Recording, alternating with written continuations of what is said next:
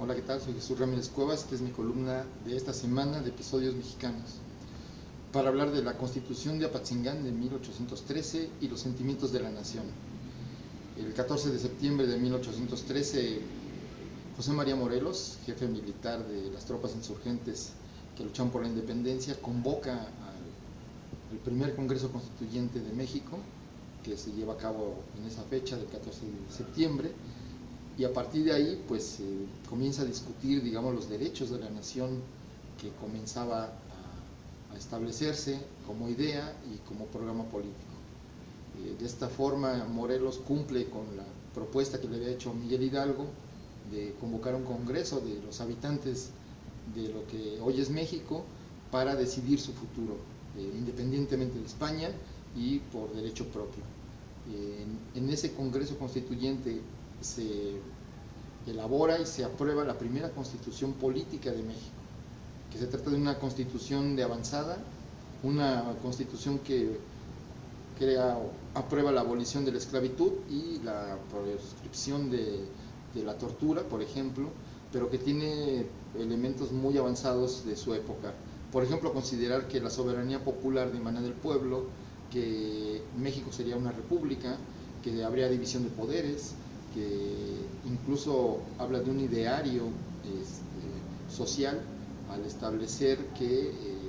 pues un programa de mejoramiento de los sectores más desprotegidos, la igualdad ante la ley de todos los habitantes de lo que era Nueva España y hoy México, y el establecimiento de condiciones mínimas de vida para la gente más desprotegida y pobre. Esto es un cambio porque liga el cambio a la transformación política de la independencia de México con la emancipación social, con el progreso social. Esto es una idea novedosa que establece México como precedente en las constituciones del mundo.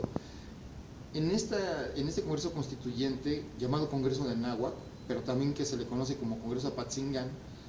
porque estuvo durante 4 meses sesionando en diferentes ciudades, ya que se hizo este congreso en medio de la Guerra de Independencia. Al inicio del Congreso, Morelos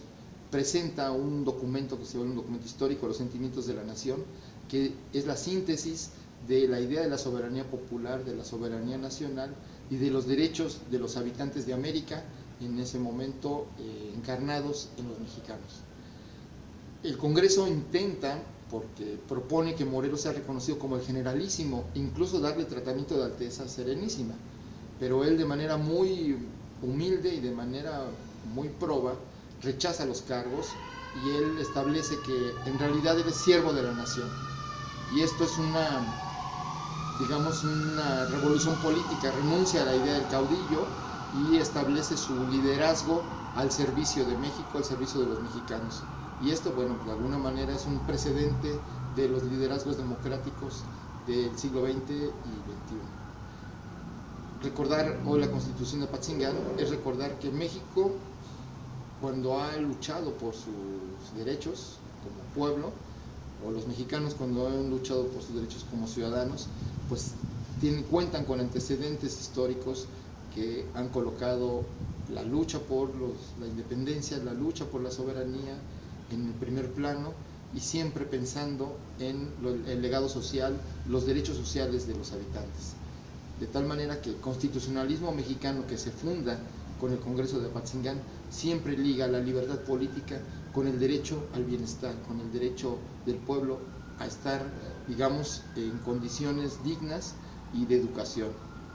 Por primera vez habla de la educación de los sectores más desprotegidos y populares, como una manera de combatir la ignorancia. El constitucionalismo que funda José María Morelos es de nuevo tipo, es un aporte al mundo porque liga la libertad política, la soberanía política y los derechos republicanos y la democracia al bienestar social, a la educación de las clases populares y al mejoramiento de las condiciones de vida de los pobres y de los sectores trabajadores. Esto hace una novedad, por eso a Morelos, finalmente, un año después de este Congreso Constituyente, fue hecho preso y fusilado, acusado de herejía y de traición a las élites y sobre todo a España. Entonces, A pesar de eso, Morelos sigue siendo una de las figuras más reconocidas de la historia, tanto por conservadores como liberales, dado su valor